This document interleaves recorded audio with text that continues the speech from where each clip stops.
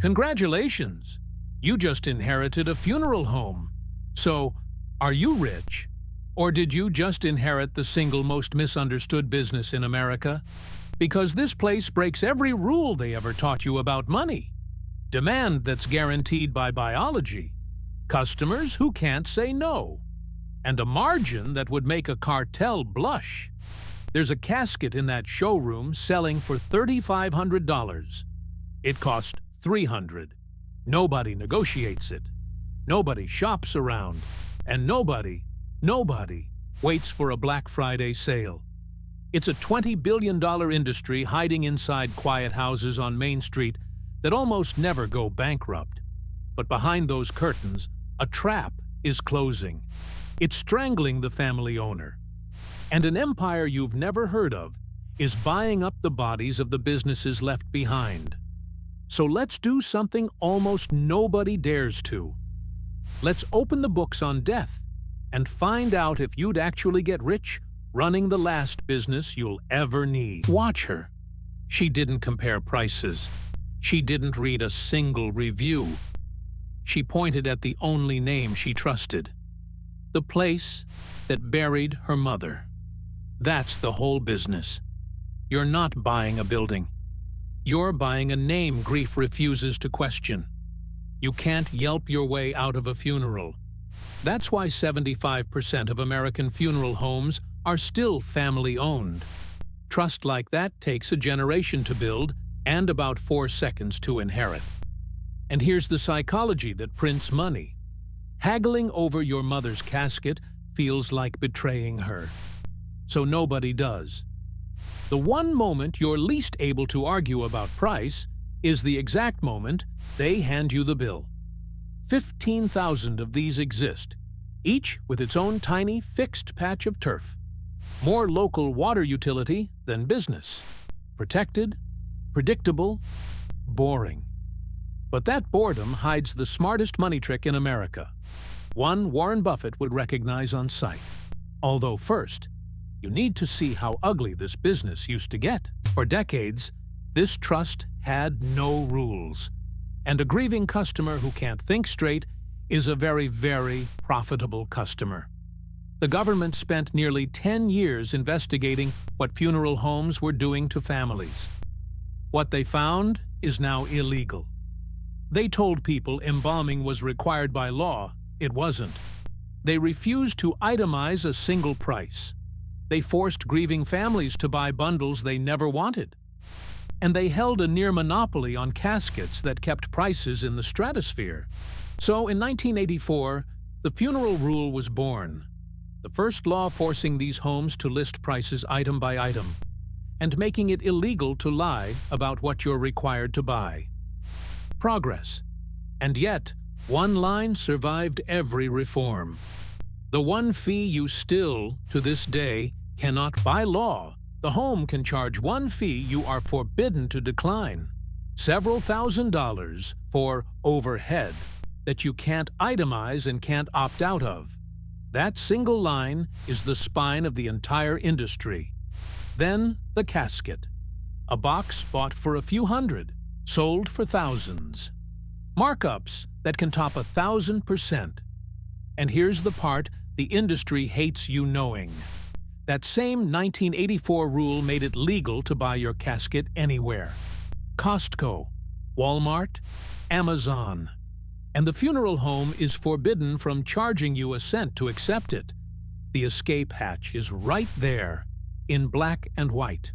Almost nobody uses it, because who's price-checking coffins on Amazon the day their mom dies? The markup survives not because it's hidden, but because it's human. But the smartest money here isn't on the receipt at all. To see it, stop thinking like a mortician and start thinking like Warren Buffett. Buffett built Berkshire on float. Take people's money today, invest it for years, pay out much later. Funeral homes run the identical play. They just call it pre-need. A healthy 65-year-old prepays for their own funeral, locking in today's price. The home takes that cash, drops it in a trust, and lets it compound for 20 years before spending a cent. Future revenue, collected in advance, guaranteed. A funeral home with a big pre-need book isn't a shop. It's a hedge fund with a chapel attached. It's brilliant, which is exactly why, when it goes wrong, it doesn't just fail. It detonates and takes tens of thousands of families down. Here's the thing nobody tells you about handing a stranger your money 20 years early. You have to trust that it's still there when you die. One company took prepaid funeral money from tens of thousands of families and swore it was safe in trust. It wasn't. Federal investigators called it a Ponzi scheme. The money meant to bury people-funded mansions and private jets instead. When it collapsed, around 97,000 people were hit, and roughly $600 million was simply gone.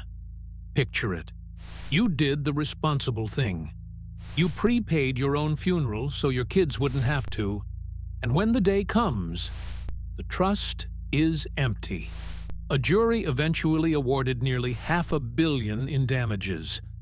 The money families actually paid? Long gone. So the same genius that makes this business a fortress, in the wrong hands, makes it a loaded gun. Which raises the real question. If the money's this good, why is the small-town owner the one getting crushed? Every year, more families take the cheaper path, and that one quiet choice decides who lives and who dies in this industry.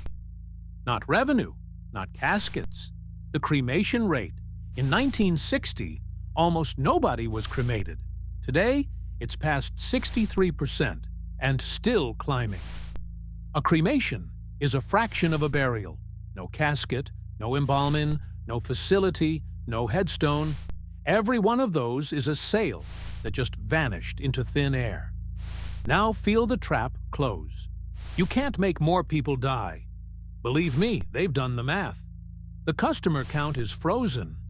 So if everyone walks toward the cheapest option, your revenue per funeral bleeds a little more every year.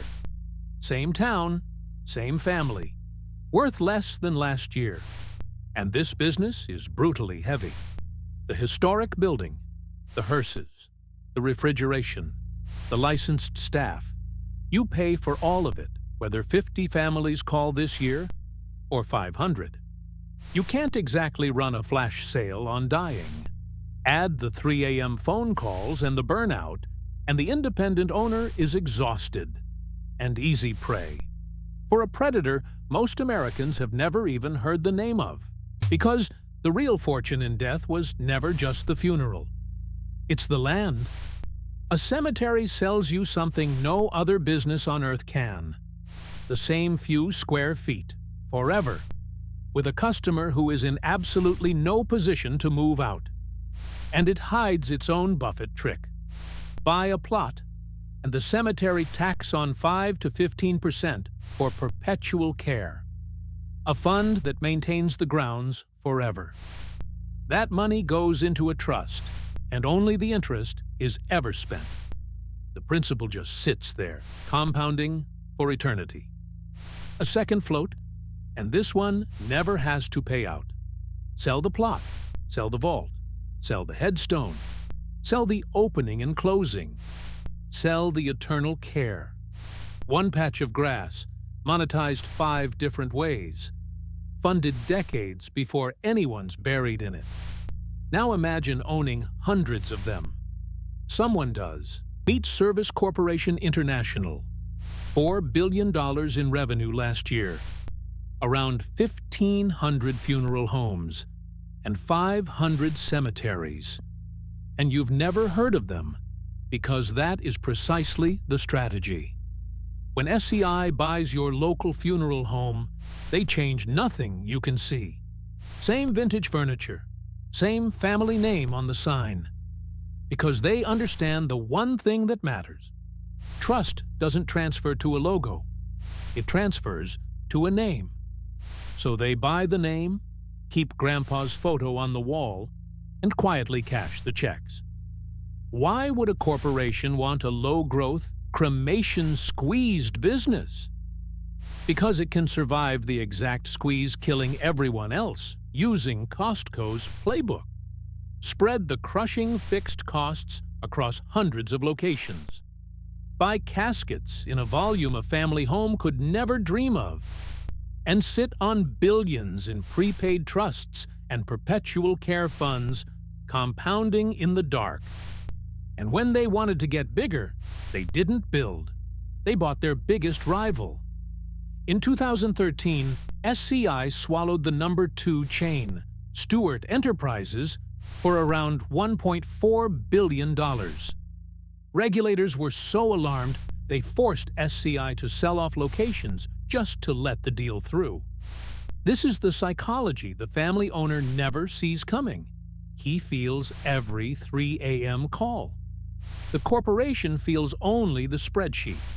His grief is their margin. It's a roll-up. 15,000 fragmented family businesses, each one aging owner away from a sale, absorbed one main street at a time. The quietest takeover in America. So after all of it, is a funeral home actually worth owning? The answer is not the one you want. Would you get rich owning a funeral home? Let's score it. Cash flow, strong.